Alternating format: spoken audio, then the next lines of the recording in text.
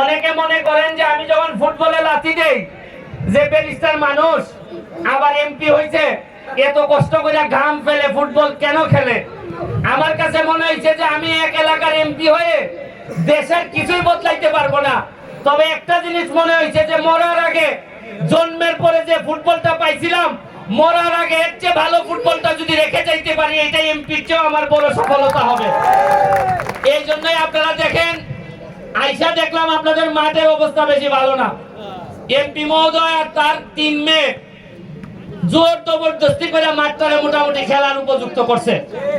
তবে আমি মাননীয় এমপি মহোদয়কে বলবো, আমাদের সাথে করে নিয়ে চলেন, আমরা এমন ভাবে ক্রীড়া মন্ত্রীরে ধরবো। আমার একটা বিশ্বাস, আগামীবার যখন খেলতে আসবো এখানে একটা স্টেডিয়াম হবে, স্টেডিয়ামে।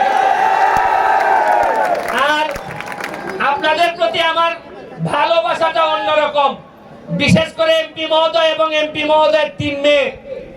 আমার এলাকায় মেয়ে হইলে অনেকে মনে করেন আহারে একটা ছেলে যদি থাকতো। তো আমার এলাকায় যারা লাইভে দেখতেছেন তাদেরকে সারা বাংলাদেশে একটা কথা বলতে চাই, যারা ছেলে না হওয়ার জন্য আফসোস করেন তারা এই সবুর সাহেবের ফ্যামিলির 3 মেয়ের দিকে তাকান, এদের আর ছেলে দরকার হয়।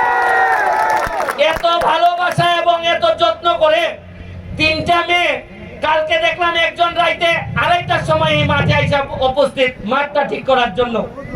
এক একটা মেয়ে বাসায়, কেউ বাইরে, কেউ এলাকার জন্য এইরকম ভাবে কাজ করতে আমি আমার এলাকায় দেখি নাই। বরং আমার এলাকার মেয়েদের জন্য এই বরগুনার পাথরঘাটার সবুর ফ্যামিলির এই মেয়েদেরকে আমি মনে করি এক্সাম্পল হিসাবে আমি দিতে পারবো। এই জন্য কৃতজ্ঞতা প্রকাশ করছি। আর একটা দুঃখ আছে ভাই, আমাদের মহারাজ ভাই বরগুনার মেয়র এখানে উপস্থিত হয়েছেন, আমার খুব পছন্দের মানুষ। তার নির্বাচনের সময় আমি আসছিলাম, আইসা যাই হোক আপনাদের ভোটে উনি মেয়র হয়েছে। আমি ভাবছিলাম যে প্রথমে আমার মেয়র সাহেব বলে বরগুনা নিব, নেয় নাই ভাই, নেয় নাই। আমার আমি কৃতজ্ঞ এই সবুর পরিবারের কাছে। বরিশালে আমার খেলার শখ ছিল যে বরিশালে যাব একদিন, কিন্তু আসলে বরগুনা যে আমার এই স্বপ্ন পূরণ করবে, এই জন্য বিশেষ করে আবারও সবুর পরিবারের প্রতি আমার কৃতজ্ঞতা রইল। এমন একদিন হয়তো আসতে পারে যে আমার নেওয়ার জন্য পুরা বরিশাল লাগায় যাবে, তখন আমি বলবো নিতে গেলে আগে বরগুনার আদেশ নিয়ে আসো, নাইলে আমি তোমাদের বরিশালে। আমি অত্যন্ত আবেগ আপ্লুত। এই তো সম্মান বরিশাল পুরা ডিভিশনের পক্ষ থেকে বরগুনাও না, পাথরঘাটা, বামনা আর বেতাগী আমারে দিছে। এই জন্য আপনাদের কাছে আজকে বলে যাই, আমি আমাদের সিলেটের মানুষের একটা চরিত্র আছে, আমাদের জন্য যদি কেউ ঘন্টা পর্যন্ত নামে, আমরা তাদের জন্য কোমর পানি পর্যন্ত নামি। আমি আপনাদেরকে আজকে বলে যাচ্ছি, শপথ করে যাচ্ছি, আপনাদের এই বামনা পাথরঘাটার বেতাগীর তো একজন এমপি।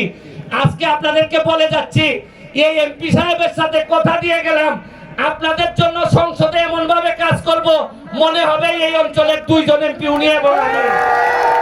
আমার এলাকার মানুষের জন্য করে, আমার এলাকার মানুষের অর্থনৈতিক অবস্থা অনেক অ্যাডভান্স। আমাদের এলাকায় 24টা চা বাগান আছে, আমি যে জায়গার এমপি। 2টা রিজার্ভ ফরেস্ট আছে, আমাদের নদী আছে, বন্দর আছে। আপনাদেরকে দাওয়াত দিয়ে যাচ্ছি, বলে গেলাম আমার মাধবপুর সোনারঘাটে এই বেতাগী, পাথরঘাটার, বামনার কোন লোক যদি বেড়াইতে যান, শুধু বলবেন যে আমি সবুর সাহেবের পরিবারের পক্ষ থেকে আসছি। আমি লিখে দিলাম আপনাদের সব যাওয়া আসা সহ সব আমরা বিনা পয়সায় করে দিব। শুনেন, শুধু ফুটবল খেলতে আসি নাই, এই নামলেই কিন্তু লাঠি খাবো।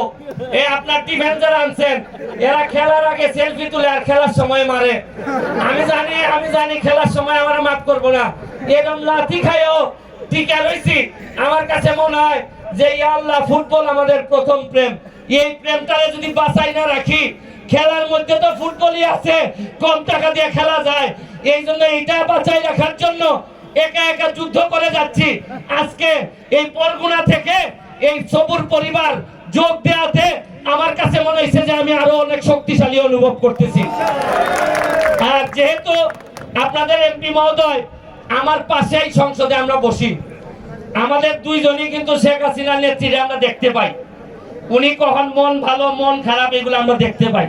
তা আমার চাচিরে আমি নিয়ে চিন্তা করছি এইবার উনার সাথে কথা হয়েছে। ওই আমার মা যেভাবে পান খাইলে মনটা নরম থাকে, আমরা দুইজন খুঁজা বার করবো কোন সময় শেখ হাসিনার মনটা নরম থাকে। আমরা দুইজন গিয়া যে টাইমটাতে নরম থাকে এই টাইমটাতে চেষ্টা করে ওনার সাথে কথা বইলা আমি দুইটা কথা বলছি, একটা হচ্ছে মাঠ আর হচ্ছে গিয়ে বরগুনার এই আসনের জন্য একটা মেগা প্রজেক্ট আপনাদের এখানে চাইলে একটা পর্যটন নগরী বানানো যায়, এটা বানানোর জন্য নেত্রীর সাথে কথা বলবো। আমি আবারও খেলা শেষে আপনাদের ইয়াংদের উদ্দেশ্যে আমি আমার জীবন সংগ্রাম নিয়ে কথা বলবো। অনেকে বলতেন আরে ও তো ফেসবুকে লাইভ করে ও কি নেতা হইব, অনেকে বলতেন ও তো ফুটবল খেলে ও কেমনে নেতা হইব। এইসব বলতে বলতে আমি কারো কথা শুনি নাই। আমি এইসব শুনতে শুনতে এমনই হয়েছে বাংলাদেশের মধ্যে সবচেয়ে বেশি ব্যবধানে আমি আমার প্রার্থীরে ফেল করাই দিয়ে এমপি হয়ে গেছি, 1 লাখ ভোট বেশি পাইছি। তো যারা মনে করেন যে ফুটবল খেললে এই করলে সেই করলে হবে না, তাদের উদ্দেশ্যে একটা কথা বলি, মনে রাখবেন ঘাম কখনো প্রতারণা করে না। ঘাম যদি পেলেন কোনো না কোনো এক সময় আপনি সম্মানিত হবেন। আর আরেকটা কথা মনে রাখেন, যারা পানি দিয়ে গোসল করে তারা জামা বদলায়, আর যারা ঘাম দিয়ে গোসল করে তারা দেশের ইতিহাস বদলায়। যদি ঘাম দিয়ে প্রস্তুত থাকেন সেই ইতিহাস বদলাইতে পারবো। আমি আবারও স্পেশাল ধন্যবাদ জানাচ্ছি আমার মহারাজ ভাইকে। মনে হয় আগামী কয়েক মাসের মধ্যে নিয়ে যাইবো আমার বরগুনা। যাই হোক, আমার বিশ্বাস যে বরগুনার দাওয়াত মনে হয় দিব, তবে দিলেও এই বামনার বেতাগিয়ার পাথর কাটার অনুমতি ছাড়া কিন্তু আমি বরগুনা সদরে যাইতাম না।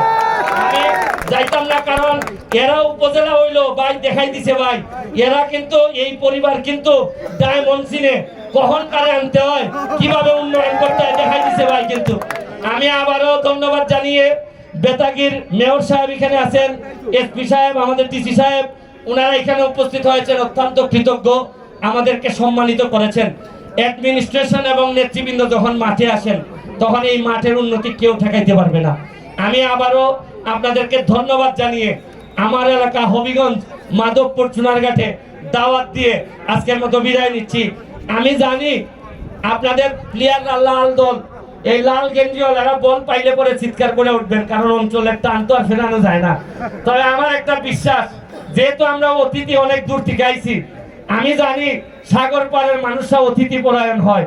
আমার একটা বিশ্বাস 50% মানুষও যদি আমাদেরকে সাপোর্ট করেন তাইলে কিন্তু লাল গেঞ্জিরে ভালো করে দেখে দিব আজকে যা আছে বলে।